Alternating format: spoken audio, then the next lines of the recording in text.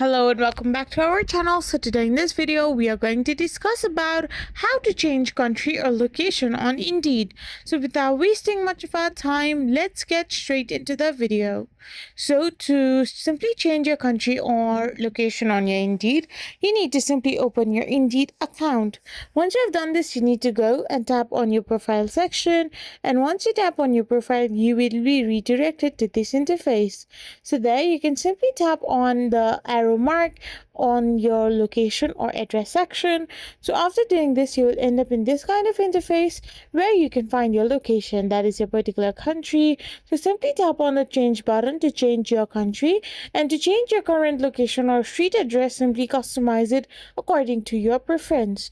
So this is how you can simply change your country or location on Indeed. I hope you found this video helpful, so don't forget to hit that subscribe button and do give us a thumbs up. We will be back again with more informative videos. Thank you for watching.